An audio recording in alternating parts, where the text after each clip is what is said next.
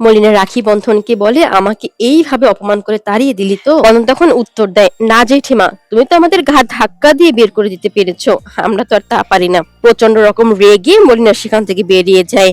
এরপর ভেবরি ও তার বর খাবার খেতে শুরু করে। ভেবরি নিজের হাতে সেখানে থাকা সবাইকে খাইয়ে দেয়। এর পরের সিনে দেখা যায় রাখি বেশ চিন্তিত হয়ে পড়েছে।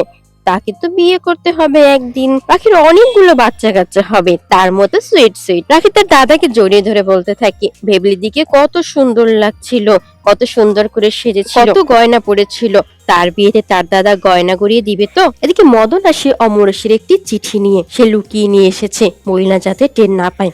অমরেশ চিঠিতে বন্ধনকে জানিয়েছে সে শয্যাশায়ী, এই বাড়িটা বন্ধনের বাপদাদার বাড়ি, বন্ধন যেন এই বাড়ি ভাঙতে না দেয়।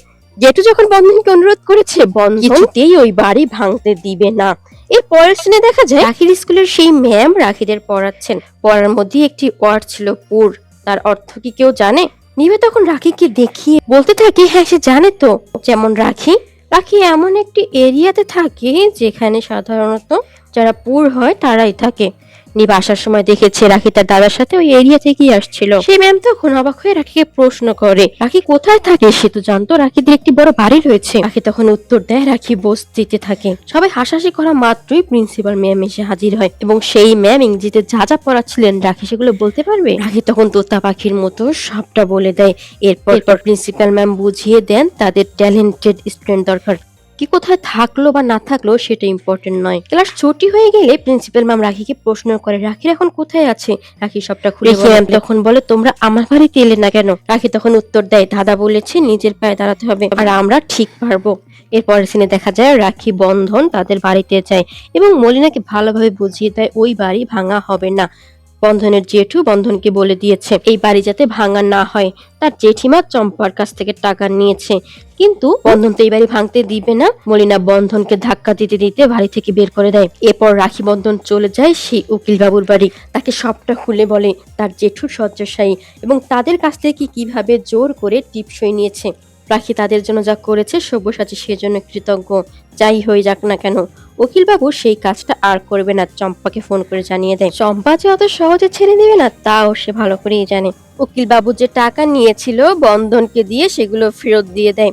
বন্ধন সেই টাকাগুলো এবং কাগজপত্রগুলো নিয়ে চম্পার কাছে যায় এবং চম্পাকে ফেরত দিয়ে বলে চম্পা যেন ওই বাড়ির দিকে আর নজর না দেয়। কিন্তু চম্পা তো কিছুতেই ছেড়ে দেওয়ার মানুষ নয়, সে উকিল বাবুকে এবার দেখে নেবে। এরপর সে চলে যায় মলিনার কাছে এবং সবটা খুলে বলে, না এই বাড়ি তো সে নিয়েই ছাড়বে।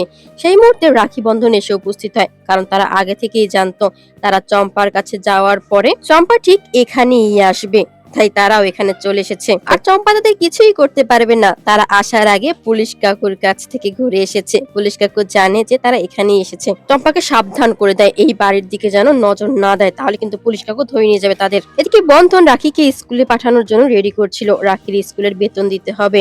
রাখির দাদার এত কষ্ট রাখি যে সহ্য করতে পারছে না, সে স্কুল ছেড়ে দেওয়ার কথা বলে। বন্ধন তখন তার মুখ চেপে ধরে, কিন্তু এই টাকা পাবে কোথায়? তাকে ম্যানেজ করতেই হবে।